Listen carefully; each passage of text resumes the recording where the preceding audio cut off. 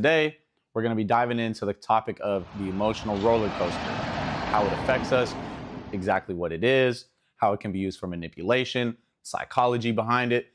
Yeah, this is going to be a good one, you guys. I've been on an emotional roller coaster with somebody else before. That was a really bad one. And, I found myself stuck on it.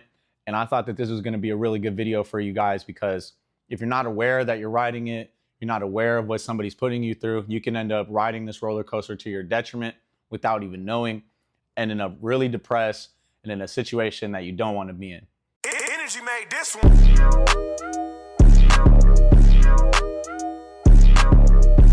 So ladies, you guys are always welcome in any space in 4D Entertainment, but at the end, we're gonna have a little bit of the secret sauce for the guys. Ladies, if you wanna come watch at the end, you can, always welcome.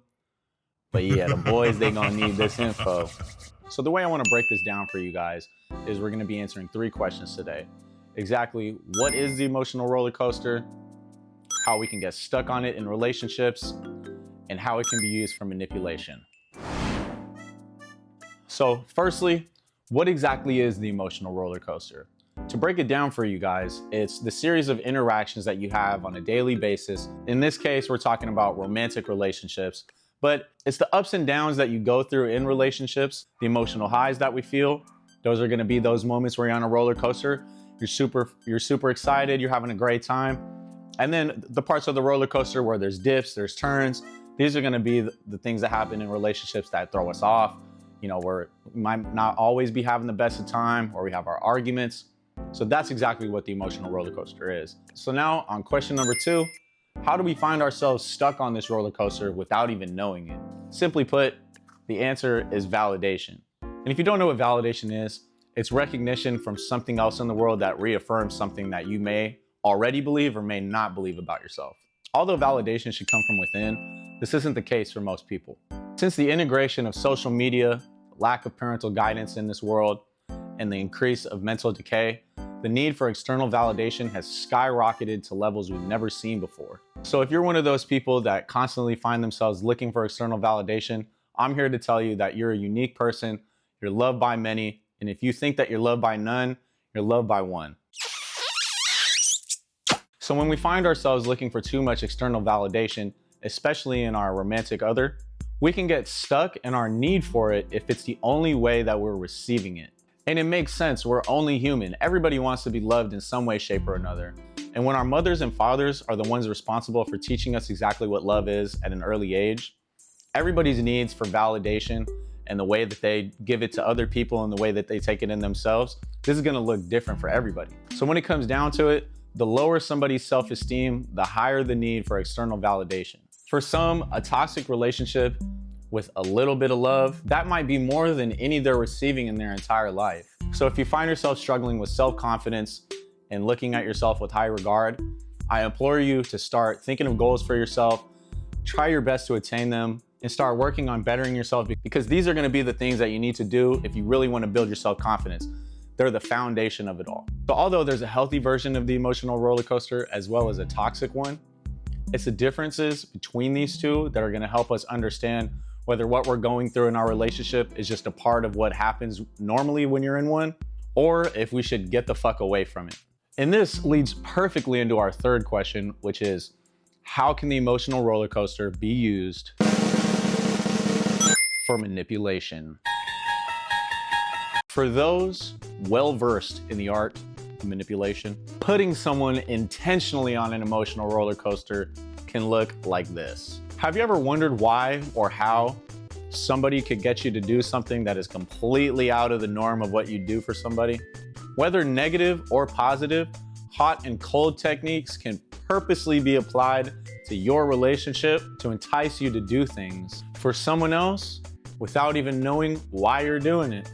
And you guys, if somebody has control of your emotions, they got your ass. So ways that this could look is that there could be one moment where somebody is overly affectionate, all over you, they're love bombing you, and the next thing you know, completely shut off, completely unempathetic. It's almost like you're not even there. Another one could be, this happens in movies a lot, where 2 people go out on a date, they have a great time, the night ends very well.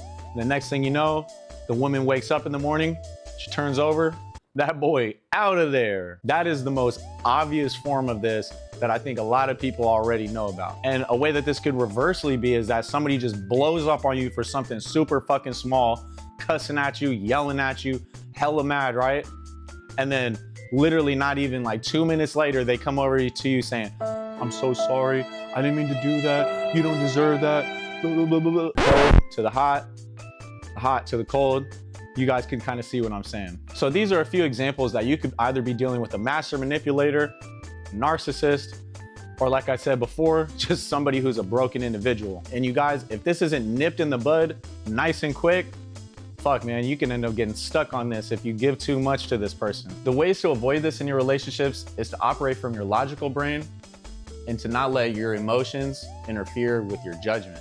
And what's crazy too is that a person who's really good at manipulating can wait a really long time, be on their best behavior until they know they have you, they know they got you invested, and then they start doing the hot and cold technique. So again, if you guys notice that somebody is honestly always doing this type of shit, hot, cold, hot, cold, hot, cold, love bombing, fixing it, blah, blah, blah, blah, blah.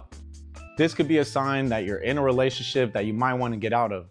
Ooh, and now, like I said in the beginning, we're gonna get into some real game, you guys. It can't be a video from me if I don't put you guys on some sort of game to equip the men out there with the shit that they need to know to get the things they want out of life and to be in a better position than they were yesterday. So when we're talking about the healthy version of the emotional roller coaster, what this looks like for a man in a relationship is his ability to provide emotional variety for his woman. Because this is key to keeping her in a state of limerence. And if you don't know what that is, it's just in that state of feeling in love, feeling like, oh my God, he's so romantic, like that. So the difference between manipulation and something that comes natural, manipulation is something you're purposely doing to get an outcome that you want. And that's not what this is supposed to be used for. But the way that you could naturally invoke emotional variety into your relationship with your girl is, like I said in my respect video, you need to be able to stand firm on your boundaries and not allow disrespect in your relationship, but also be able to show her the type of love that she's never experienced before from anybody else. But the reason emotional variety is so important in your relationship is that if you think of like nice guys, right? They're just always nice, always doing the right thing, but they tend to get walked on because they put the girl over himself. And you know, some women, they could totally like this and they could totally dig it for the rest of their lives. But for the most of them, it's like this. You think of constant behaviors of just being nice all the time, it's that stagnation. And same thing on the opposite end where there's guys that are just complete assholes, but they're only complete assholes.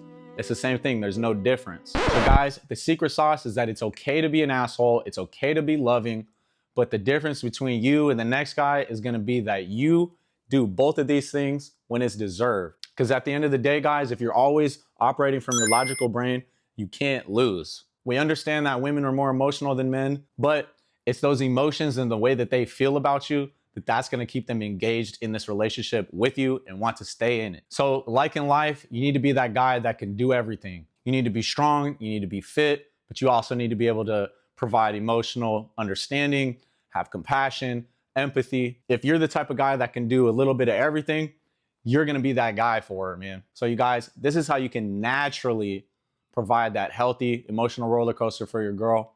She's gonna want to keep on riding, man. Thank you so much if you guys are still here. I really appreciate it. I hope you guys liked this video. If you hated it, man, tell me in the comments. You guys want to roast the hairline, roast that shit. Till next time, y'all tapped in with 40 Entertainment. Yay!